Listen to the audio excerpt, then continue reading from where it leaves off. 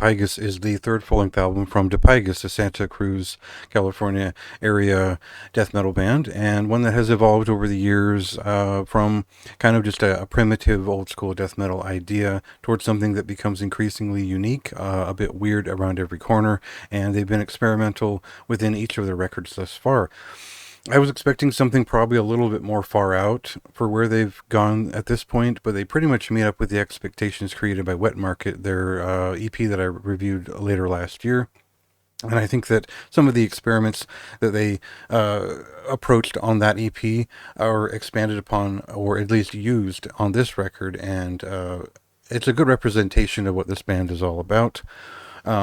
There's a couple of more details to throw in there, and their sound is pretty unique still.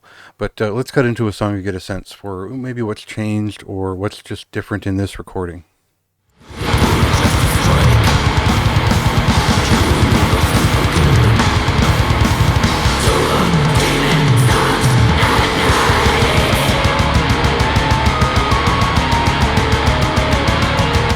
So I think what hasn't changed is that this is still fundamentally an old school death metal band in structure.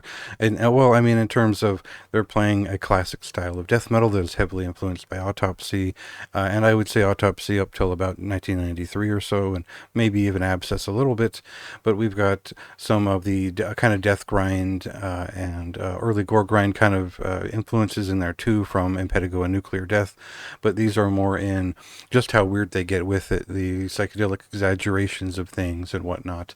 So that's the same in the sense, but the recording is quite a bit more, I would say, accessible. It's cleaner and more, the drum production is very clear and upfront, and the guitar sound is split into a more atmospheric sound, which emphasizes the sound of the bass guitar, and this is something I'd never really paid much attention to on their past releases, but the bassist is pretty good. The drummer is quite good. So the rhythm section did a lot of work to impress me with this full listen, and I think that really wasn't what they had done with Wet Market, because Wet Market was more about strange samples and different sounds and incorporating guitar synth into a lot of their stuff. So it feels like this record does all of those things at once, but they push it back enough to where you're still getting almost some progressivisms, some we're seeing the details and the knots that they sort of weave into their rhythms, and I think that makes for a much more interesting record than Bushmeat and altogether. Although I liked that record, it was just it was fairly repetitive compared to what they show in terms of range on this record.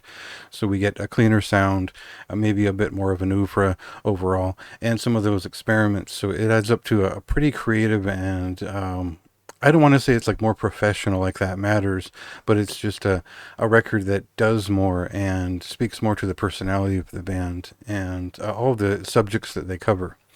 So I found that pretty compelling overall. And it was just kind of a cool record to sit with because I was able to focus on their rhythms and to see kind of where their voice was coming from in that perspective. But they threw a couple of curveballs in there, like a nearly 12-minute death doom metal song, or a slower paced death metal song, if you will. And we got a lot of varietal sounds incorporated into the guitar synth especially, but also maybe the bass will hit a pedal once in a while, and that does a lot to sort of add to the feeling of presence but also variety over the course of this album. And I think it was just the perfect length and did just enough to sort of feel like a step up from past releases while still sounding exactly like Dipygus. So for me, that was enough to be pretty excited about. This is a high recommendation for me. I think this is one of the more interesting death metal bands around in terms of taking this moldering old school style of kind of Severed Survival and up death metal and doing something kind of crazy with it, but not, so far out that it's unlistenable. This is a very listenable and enjoyable record that it's like it's worth the vinyl that you might press it to. So I enjoyed it quite a bit. Pretty high rating for me. Go ahead and check that out yourself when it releases on the 22nd. We're way ahead of schedule here this month. And for now, check out some of the preview songs and go ahead and read the review if you'd like.